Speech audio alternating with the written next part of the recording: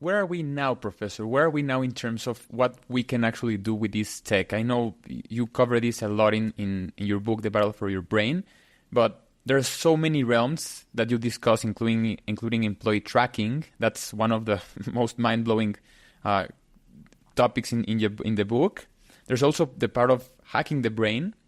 We also touch on war and politics, and also I think the overarching theme is also the freedom of thought. What does neurotech mean for freedom of thought? And also, not, I know you just said that we won't be able to define what Alex is in terms of, a code in our lifetimes, but we are able now to predict, for example, how will Alex vote in terms of how he reacts to an image of an elector, of a presidential candidate. So can you expand a bit more on this, Professor?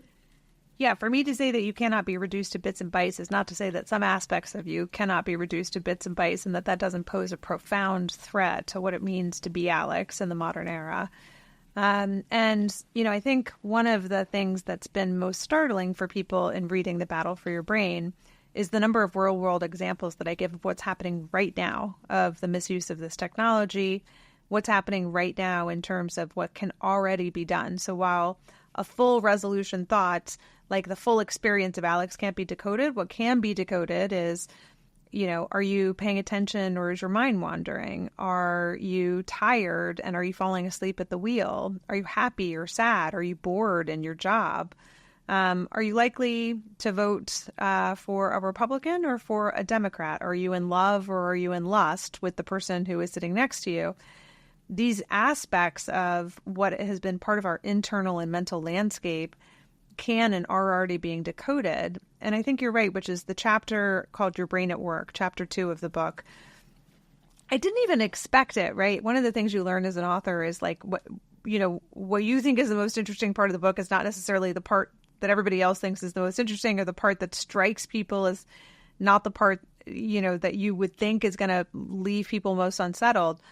Your Brain at Work left people and has left people the most unsettled. And I think I now understand better why, which is we all work. And the universality of work and the fact that surveillance has become such a big part of the workplace is already something that people are grappling with and disquieted by.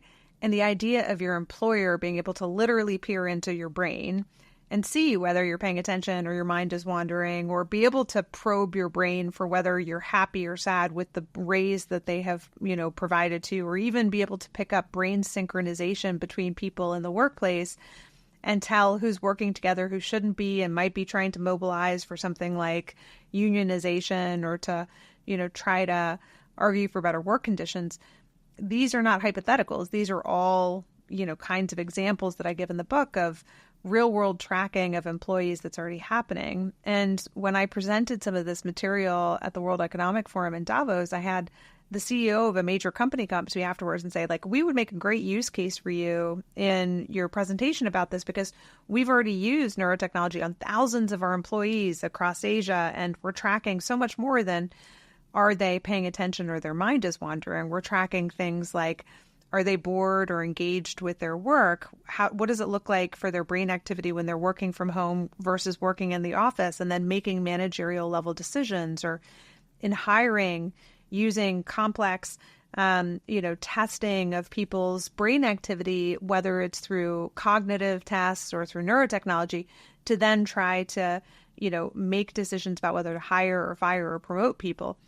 These are chilling and real examples of what's already happening with neurotechnology, and just one of the many ways in which neural surveillance could increasingly become part of our everyday lives. And if you think about the amount of work-issued technology that people receive, like a computer that's provided by the workplace that allows their employer to track everything on the computer, or, mobile devices or headphones, and to then think that all of those could have brain sensors as part of them, as these neurotech companies increasingly market enterprise-based solutions, and then look at privacy laws and see that employees have virtually no privacy laws and no privacy protections, it could really quickly become the panopticon where what workplaces and modern workplaces look like is a true panopticon of what we're thinking and feeling and experiencing at work.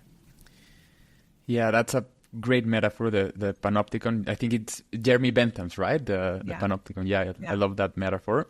And it's weird for me to like you say, just I think weird for the collective, workforce to think that our employers are willing to track us. It just makes me think that, for example, if that's the extent to which we need to become so productive as humans and we're just cogs in the machine, then just it's reasonable for us to just allow AI to have our jobs. It's just I don't think it's productive for either the employers to track us and the employees to feel tracked. For example, you discuss on the Battle for Your Brain how if I know that my headphones are tracking my attention span, I'm aware of that, and that in itself can make me less productive. Not the fact that I'm, distracted. So that's those things, those challenges of thinking that everything has to boil down into the balance sheet of productiveness is just weird in terms of neurotech, and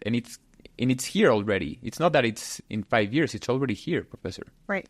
No, that's exactly right, and I think I give a lot of examples of why I think it's not only the wrong thing to be measuring, right? If we're trying to track employees in the workplace to see whether they're paying attention or their mind is wandering, it turns out the mind wandering might actually be the most beneficial brain state that a person can be in to have true insights, or, your brain needs breaks. And if you're trained to be hyper-focused at all times, it could undermine the very thing that an employer is trying to maximize for. But beyond that, it undermines trust. It undermines morale. It leads people to, the things that make a person more productive in the workplace are not if they're laser focused. It's, are they satisfied with their work? Are they motivated? Are they, do they trust and believe in what they're doing? And do they trust their employer and have an experience that makes them want to be self-directed and to pay attention and to maximize whatever it is that they're doing?